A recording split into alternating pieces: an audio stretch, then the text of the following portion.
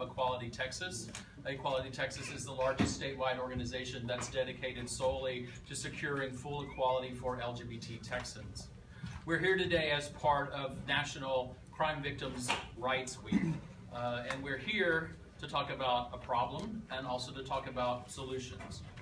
We live in a time, and you need only watch the current political circus in our country, where the level of vitriol and rhetoric has risen to such a level that it actually can have an impact on targeting people for the victims to be victims of crime, whether they are LGBT or people of color or women or Muslims.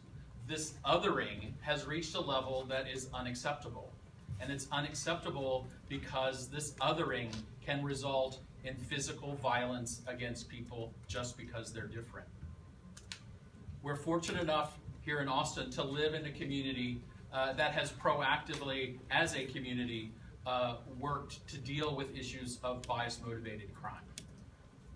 Several years ago, after an LGBT person was the victim of a crime here in Austin, city council members and the Anti-Defamation League brought together and began the process of forming the Austin-Travis County Hate Crimes Task Force. It is an entity that continues to work toward a community that does not tolerate hate and that addresses it at a community level and in such a way that the rights of victims are the highest priority.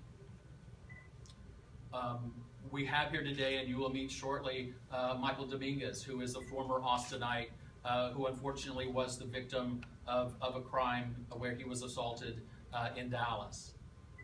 Likewise, an executive from Dallas last year came to Austin on a trip and was assaulted here in Austin after being yelled at with "F you, faggot." We live in a time where the level of vitriol can't stay at this level. It can't be tolerated. It's unacceptable. And it comes from discrimination. And so this is the first of several events that Equality Texas is doing across the state to raise awareness of the need for us to reduce discrimination and eliminate discrimination because of its harmful effects. At this time, we'd like to show a short video that talks a little bit more about the project.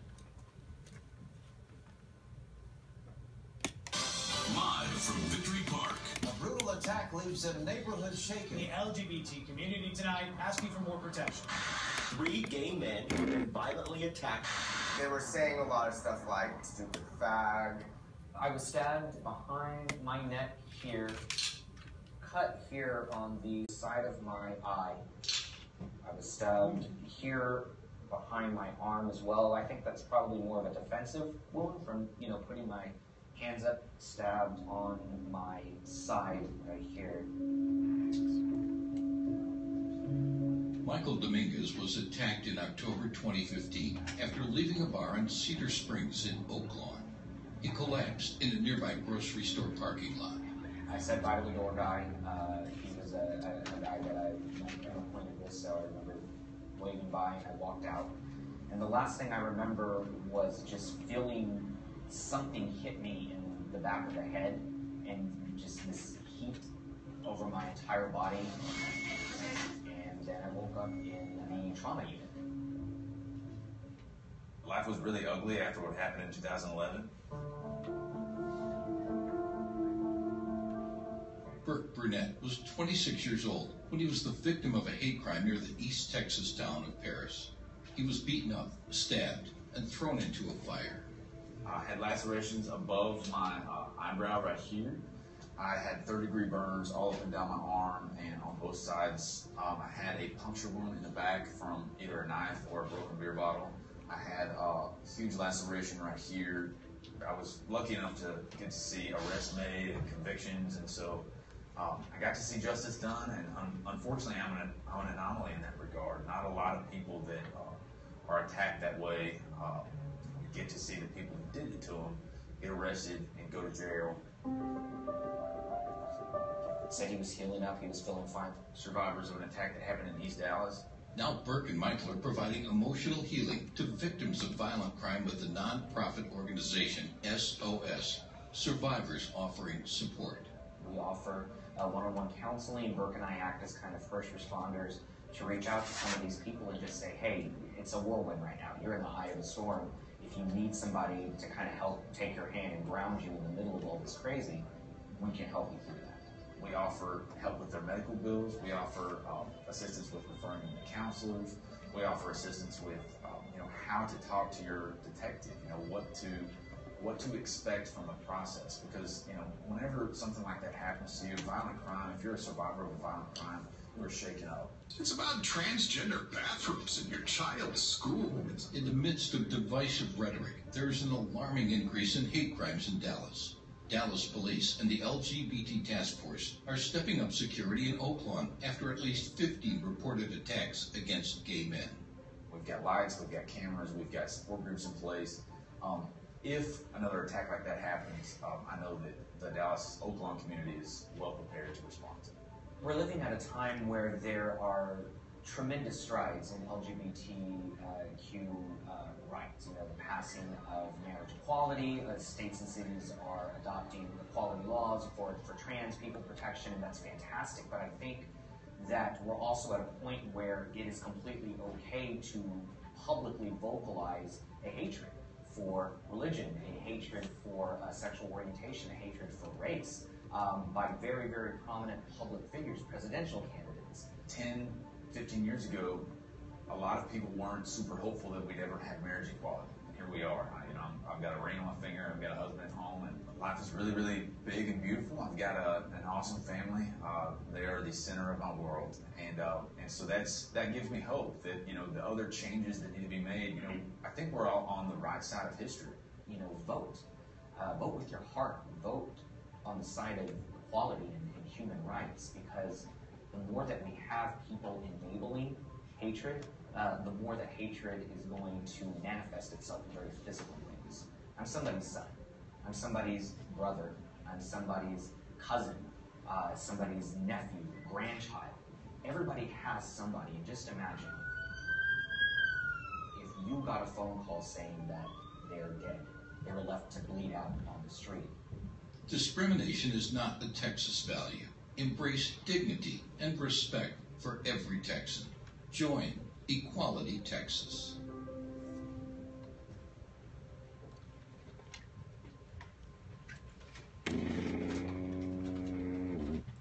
Good afternoon. I want to first of all just thank everyone who was able to come out this afternoon for taking time out of your busy day and out of your schedules to be a part of this very important conversation.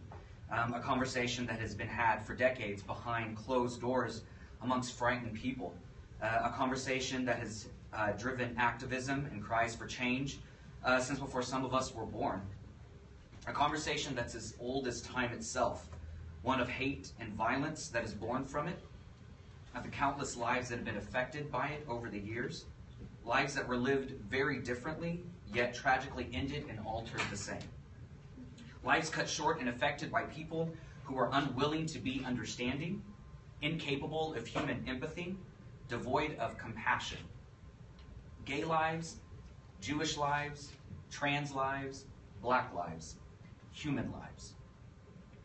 After my attack in October of last year, I remember sitting in my room. I was swollen, throbbing pain over every single inch of my face and my head. And I remember struggling to kind of make sense of a senseless act of violence. I remember fighting to keep back tears because every single time I would cry and every drop that fell, it burned the stitches that the doctors had placed on my face. It tightened my dry throat and hurt my further hurting heart. I remember not knowing how to even put into words the overwhelming waves of emotion that were flooding over me, crashing, breaking, threatening to drag me down into this feeling of utter hopelessness and insanity. And I remember thinking, knowing I should be grateful to be alive, but really not knowing why I was not. I initially began speaking out because that's really all that I knew how to do. And as media outlets began covering this, the more my fear and pain and sorrow turned to anger and resilience. I found myself relishing in every single available opportunity to demand action and demand answers. I began meeting some amazing men and women in the Dallas community that were also demanding the same things, and I felt, for the first time since the attack, supported and encouraged.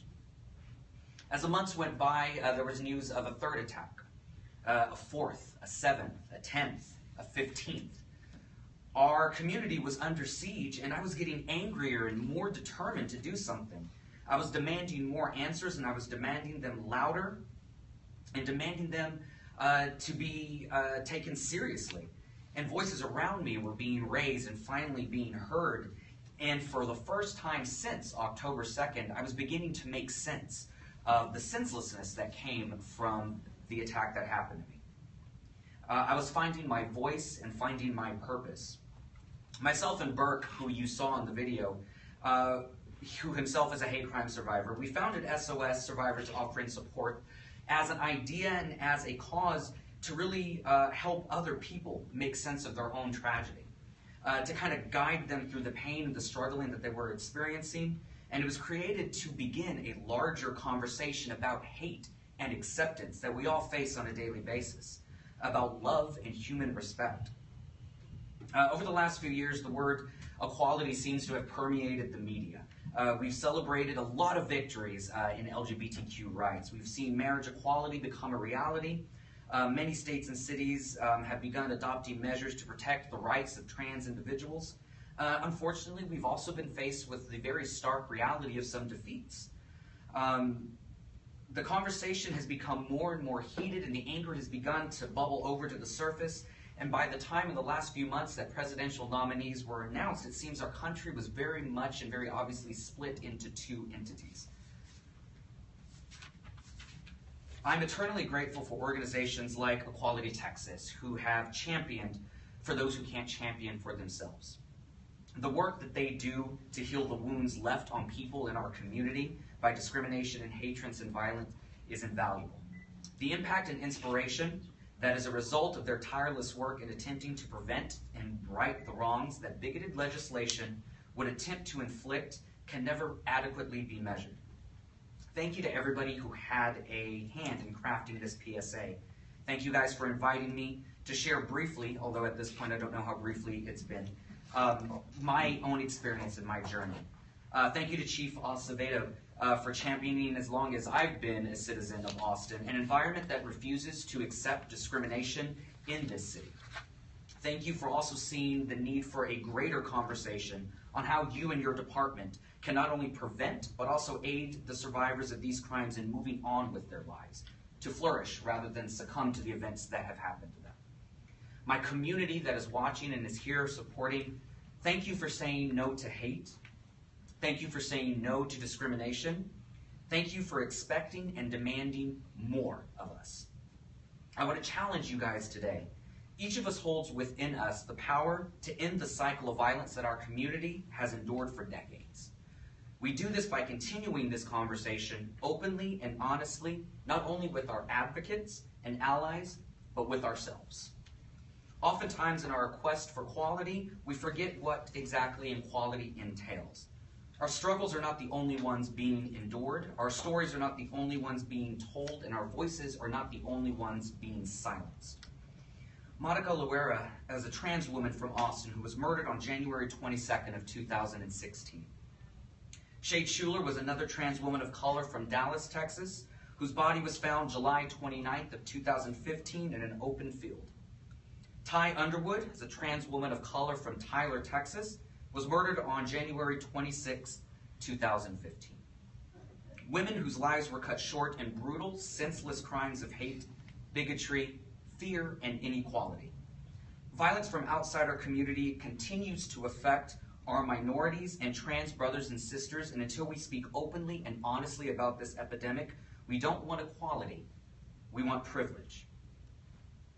If you don't think that outside community are capable of the same violence, or are capable of violence, we are also capable of that. Shantae Thompson was a trans woman of color who, along with her male friend, was brutally attacked and gunned down by a mob of 8 people just 2 days ago in the Montrose neighborhood of Houston, Texas. Witnesses say that many of their assailants were fellow trans women and gay men.